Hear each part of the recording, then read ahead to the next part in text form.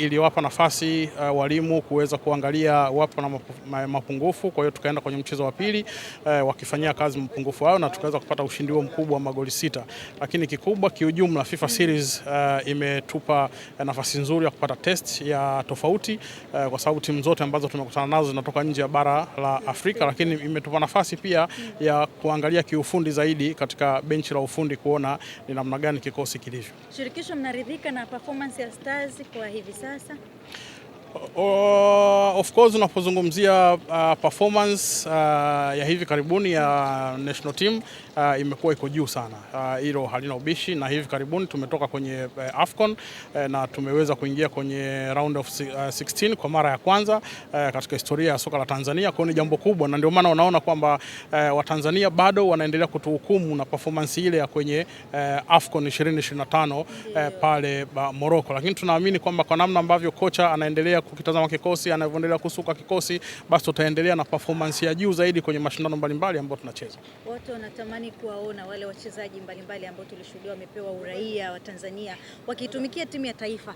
Unadhani nini ambacho kinafanya wasitumikie timu ya taifa kwa wakati huu, ama kuna taratibu maalum zinatakiwa kufanyika kwanza kabla hajaanza kuitumikia Stars? Swala la nani anaitwa kwenye kikosi, nani haitwi kwenye kikosi ni jambo la benchi la ufundi. Kwa hiyo benchi la ufundi wao wanajua nani ambaye wanamhitaji kwenye kikosi. Kwa hiyo nadhani inapokuja swala la selection tuliachie hivyo.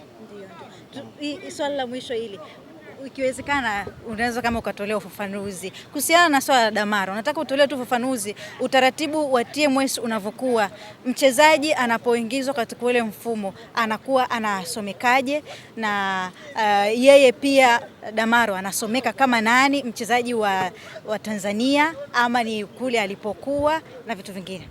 Damaro ni mchezaji wa timu gani? Yupo national team?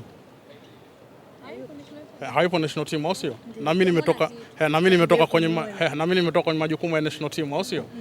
Masuala ambayo yanahusiana na ligi, bodi ya ligi inashughulikia, kwa sababu unapomzungumzia mchezaji ambaye hayupo kwenye national team maana yake unazungumzia masuala ya ligi. Kwa hiyo masuala ya ligi, bodi ya ligi wanaweza wakazungumza vizuri. Mimi niulize masuala ya national team kwa sababu ndio kwanza nimeshuka na masuala ya national team. Ukinitoa nje ya national team ndio maana nimekuuliza yupo kwenye national team.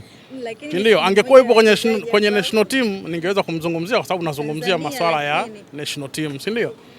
Kwa hiyo niulizeni masuala ambayo yanahusiana na national team. Sawa, basi salamu zako kwa Watanzania wale ambao walikuwa wanawasupport kwenye kile ambacho kimefanyika kule.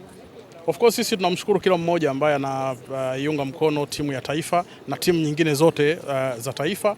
Tunawashukuru kwa namna ambavyo wanaendelea kuiunga mkono, lakini pia tutaendelea kuhakikisha kwamba wanaipata ile ladha, wanaipata ile raha ambayo wanaitamani kuipata siku zote. Siku mwema kwenu pia.